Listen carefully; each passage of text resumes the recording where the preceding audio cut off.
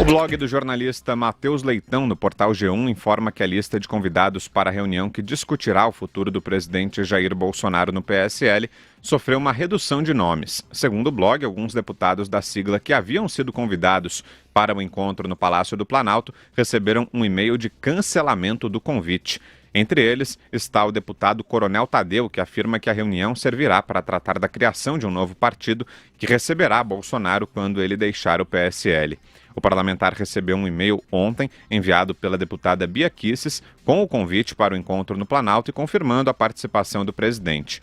Hoje pela manhã, Coronel Tadeu recebeu uma nova mensagem do gabinete de Bia Kicis sobre o cancelamento dessa reunião. O deputado entendeu que o cancelamento do convite se deve ao fato de que alguns parlamentares se posicionaram contra Bolsonaro durante os atritos internos das últimas semanas envolvendo o presidente Jair Bolsonaro e o partido, o PSL. Que coisa, hein, Vera?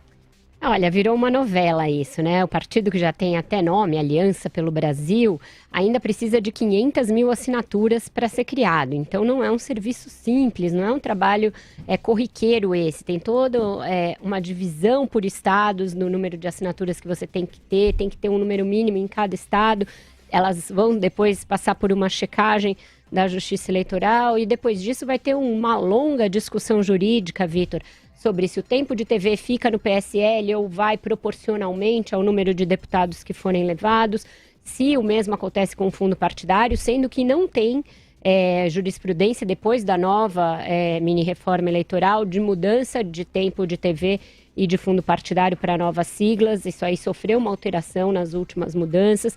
Mesma coisa sobre o mandato dos deputados, vai ficar ali num limbo, sem saber se eles perdem o mandato ou não. Os suplentes podem pedir a cassação dos mandatos, alegando que precisarão assumir a vaga e dizendo que não foram perseguidos politicamente pelo Bivar, porque o Bivar não perseguiu ninguém, então não teria motivo para deixar o partido com uma justificativa que não os fizesse perder o mandato. Vai ser uma novela, vai ser uma tremenda batalha judicial a troco de muito pouco, a meu ver. E ainda você está reduzindo, circunscrevendo o número daqueles que você quer levar para o novo partido, né? Fazendo uma espécie de seleção para entrar na Arca de Noé. Ali só alguns vão ser aceitos e o resto vai ficar para trás. Não vejo qual é a vantagem que um presidente da República que precisa de uma base, precisa de votos para aprovar medidas importantes no Congresso tem em ficar selecionando um grupo que já está se reduzindo de pessoas dispostas a acompanhá-lo. Você convidar pessoas e depois desconvidá-las, qual é o sentido disso? Vai criando mais cisânia, criando mais animosidade.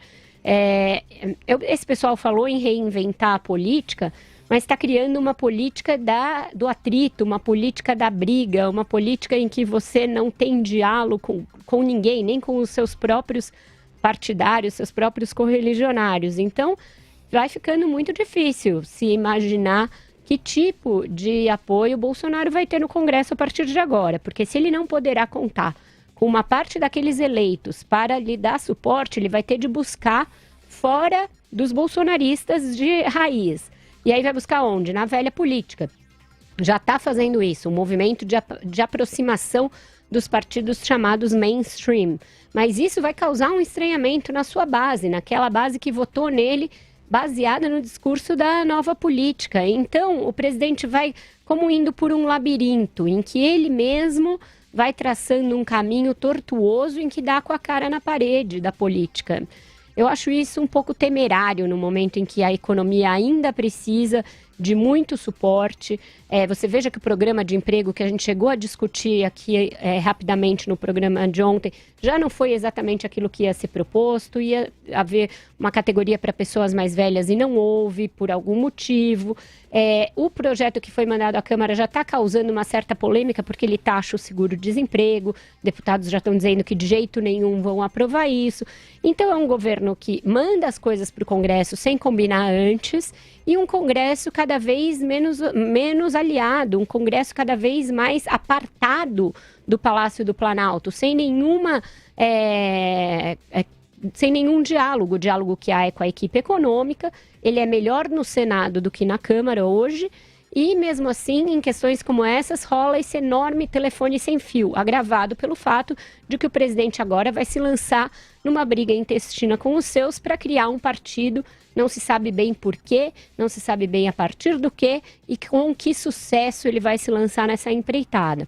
Eu acho tudo isso bastante temerário. Vamos ver que resultado vai ter para a pauta legislativa do governo. Fala, Josias.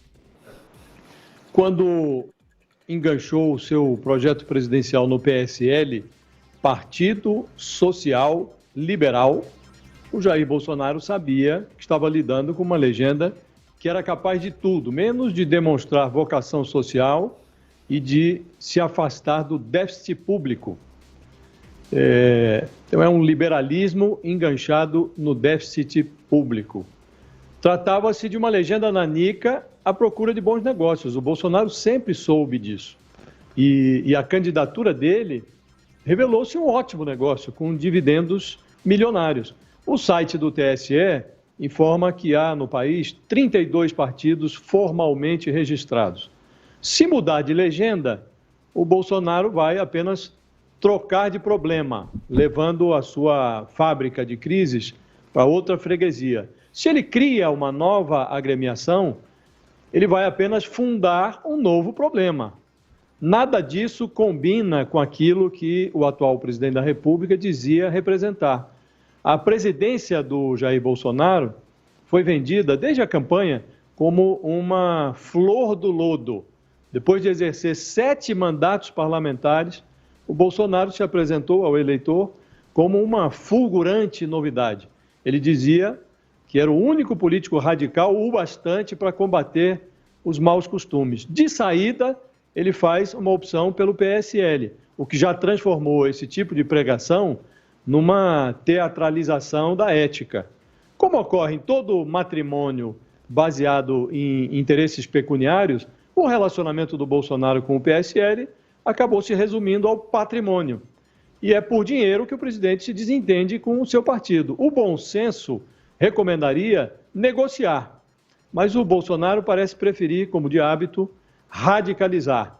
Ele perde votos no Congresso e corre o risco de chegar a pé nas eleições de 2020, que constituem uma espécie de porta de entrada na eleição presidencial de 2022. O Bolsonaro não tem muito talento para desfazer crises, mas ele é genial na organização das próximas confusões. E ele mostra isso de novo agora nessa crise do PSL. Fala aí, Constantino. Olha, essa novela realmente, a gente sabia que não ia acabar com um final feliz. As pontes foram sendo implodidas ao longo do caminho, havia um racha dentro do PSL, os interesses expostos, e não havia mais possibilidade de conciliação. Com o que temos na mesa e de informação pública, realmente a decisão do presidente parece um pouco fora de propósito, ou no mínimo distante daquilo que deveria ser a prioridade de quem tem uma nação complexa para governar, com uma agenda reformista boa para apresentar e com inúmeras demandas reprimidas sociais. Então, é um desvio de energia e foco muito grande. Eu acompanhei a fundação do Partido Novo de perto, do zero, e é um trabalho que está longe de ser trivial. É óbvio que o Partido Novo era desconhecido, o Bolsonaro já tem, além da presidência, mais de 5 milhões de seguidores só no Twitter e tudo. É óbvio que para ele é tudo muito mais fácil, mas vai necessitar arregaçar as mangas e cuidar disso como uma prioridade para conseguir assinaturas, coletar as assinaturas, montar os diretórios. Precisa de 9 estados com diretórios e por aí vai, tem que atender quantidade mínima em cada estado. Então, não é uma coisa simples. E ele tem um país para governar. Então, assim, com o que temos na mesa é o quê? Não há uma explicação convincente. Ele tem medo do uso do recurso não ser tão transparente. É o quê? Uma necessidade de controle. Ele não confia nesse pessoal, mas que, obviamente, era um acordo de interesses nada nobres, né? Quer dizer, era uma sigla de aluguel em busca de um candidato que fizesse o partido crescer, e era um candidato avulso, que não podia se lançar de forma avulsa, porque a legislação eleitoral não permite. Aí juntou a fome com a vontade de comer e saiu a candidatura de Bolsonaro pelo PSL. Mas o que aconteceu nesse processo que, de fato, levou a essa implosão da possibilidade de diálogo? talvez o Bolsonaro, por ter uma mentalidade muito de culto à personalidade, militarista, de lealdade plena ou inimigo, né, uma coisa binária, e de querer o controle total do partido, talvez ele não tenha aceitado os termos que tinham sido colocados na mesa. Talvez, porque nós não temos esses detalhes de bastidor. O que parece esquisito é que é uma medida muito ousada, disposto, inclusive, a abrir mão do fundo partidário, mas criando uma quizumba judicial, porque o lado de lá vai ameaçar com entrada na justiça para tirar os mandatos, a turma do Bolsonaro quer levar metade, mais ou menos, do partido e lutar pelo direito de levar junto os direitos, né? Então, óbvio que isso vai acabar em discussão judicial, perda de tempo, energia, recursos e foco. Isso num momento, repito, em que o país precisa de um governante. Então, tudo isso no mínimo, a escolha questionável de prioridades. E governar é selecionar bem as prioridades. Então, fica parecendo que o Bolsonaro alimenta demais essa necessidade de criar conflitos o tempo todo, detectar inimigos em tudo que é lugar, a menos que ele tenha conhecimento de algo muito cabeludo do Bivar e companhia, e que só tomou conhecimento depois, né, de casar politicamente com ele, o que também pareceria ingenuidade, né, para alguém que é experiente há 30 anos como deputado. Então, tudo isso soa muito estranho. Agora, veja, Bolsonaro ir para o 9º partido em sua carreira, acho que é um recorde que ele disputa no Photoshop com o Ciro Gomes, né, que é outro que tem uma visão absolutamente personalista da política, né? Então, tudo isso mostra para a gente como o projeto bolsonarista é um projeto que tem muito a ver com esse núcleo duro em torno do presidente, muito mais do que um projeto patriótico em si, em relação a mudar o Brasil e trazer uma nova política e tudo mais, até porque, como o Josias lembrou, estamos falando de alguém que está há 30 anos no Congresso, no baixo clero.